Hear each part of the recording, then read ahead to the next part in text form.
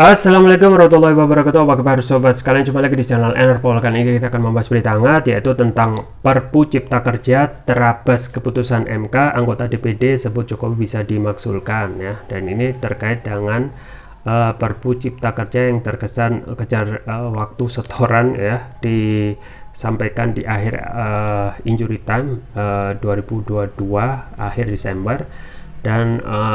Dan juga ternyata setelah melihat salinan perpu itu banyak sekali ya kerugian yang dihadapi oleh dalam ini buruh gitu ya.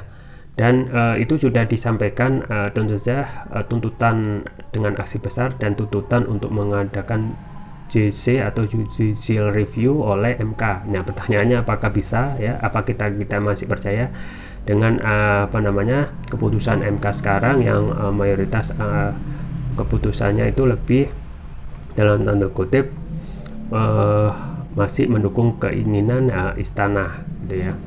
Dan ada kemungkinan bisa dimaksulkan kalau Jokowi tidak bisa berhati-hati ya, tidak hati-hati dengan keputusannya ini sesuai yang disampaikan oleh anggota DPD RI asal Sulawesi Tengah Abdul Rahman Taha. Ini sesuai yang dilansir oleh Gelora. Langsung saja kita baca dan kita ulas. Gelora.co. Anggota DPD RI asal Sulawesi Tengah Abdul Rahman Toha menyatakan penerbitan peraturan pemerintah pengganti undang-undang atau Perpu Cipta Kerja bisa berujung pada pemakzulan Presiden Joko Widodo alias Jokowi. Musababnya Perpu Cipta Kerja disusun dengan mengabaikan prinsip kehati-hatian, kepentingan yang objektif, pelibatan rakyat, hingga rasionalisasi yang bertanggung jawab terhadap putusan Mahkamah Konstitusi. Pada 25 November 2021, MK memutuskan Undang-Undang Nomor 11 Tahun 2020 tentang Cipta Kerja atau Undang-Undang Cipta Kerja catat secara formil. Lewat putusan MK Nomor 91 garing PUU strip 18 garing 2020, Mahkamah menyatakan bahwa Undang-Undang Cipta Kerja inkonstitusional bersyarat dan meminta pemerintah memperbaiki paling lama 2 tahun. Dengan adanya syarat-syarat pemakzulan, jika ada sebuah pelanggaran secara konstitusi, tentunya pemakzulan bisa saja dilakukan, kata Abdul kepada Tempo Senin 2 Januari 2023. Adapun aturan ihwal pemakzulan presiden tertuang dalam Undang-Undang 1945 pasal 7A sampai 7C. Aturan ini menyebutkan presiden dan wakil presiden dapat diberhentikan oleh MPR atas usul DPR apabila terbukti melakukan pelanggaran hukum berupa pengkhianatan terhadap negara, korupsi, penyuapan, tindak pidana berat lainnya, atau perbuatan tercela maupun terbukti tidak lagi memenuhi syarat sebagai presiden dan atau wakil presiden. Abdul mengatakan penerbitan Perpu Cipta Kerja menunjukkan bahwa tanda-tanda otoritarianisme dalam kemasan peraturan perundang-undangan makin nyata. Penerbitan pelet ini juga dinilai Abdul ugal-ugalan serta membahayakan kehidupan perundang-undangan di Indonesia. Ia menyebut penerbitan Perpu Cipta Kerja ibarat bunyi gong yang menandai masuknya Indonesia ke situasi krisis legislasi sekaligus krisis demokrasi. Menurut dia, DPR mestinya segera mengakhiri masa reses untuk meninjau pemakzulan terhadap presiden. Kendati demikian, Abdul ragu jika DPR berani memaksulkan presiden. Pasalnya koalisi pemerintah di DPR sangat gemuk. Nah, ini persoalan ya. Koalisi pemerintahan di DPR sangat gemuk. Kalau persoalan alasan pemakzulan, bisa saja ada pelanggaran terhadap roda pemerintahan dalam hal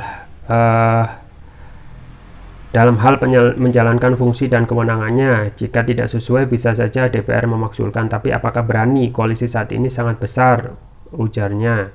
Di sisi lain, kewenangan DPD disebut Abdul tetap sengaja dimandulkan. Jika DPD punya kewenangan lebih, maka Abdul Bakar menginisiasi pemakzulan presiden.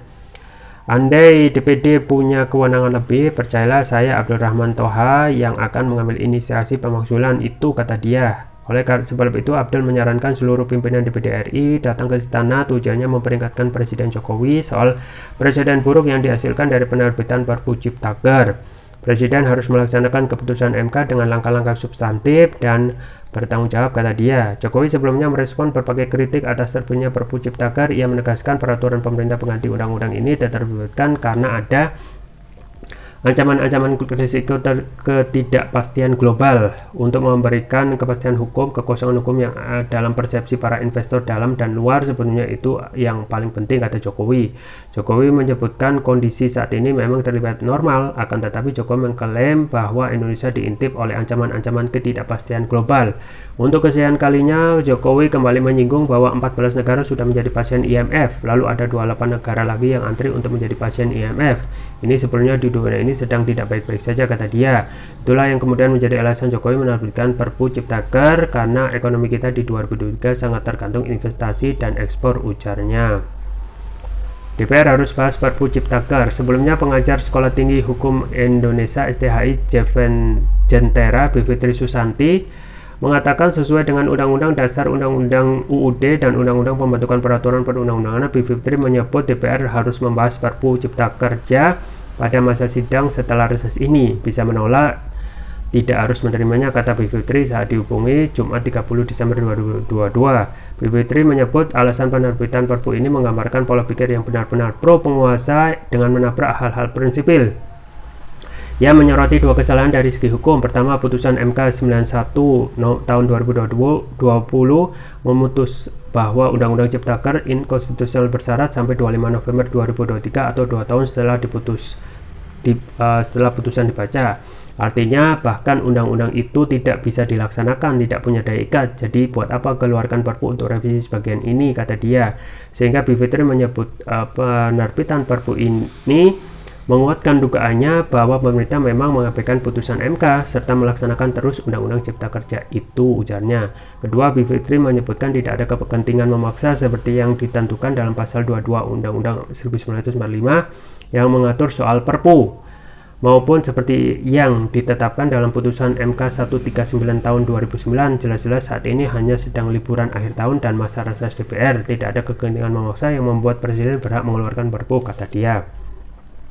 Untuk itu, Bivitri melihat Jokowi ingin mengambil jalan pintas dengan menerbitkan Perpu supaya keputusan politik pro penguasa ini cepat keluar, menghindari pembahasan politik dan kegaduhan publik.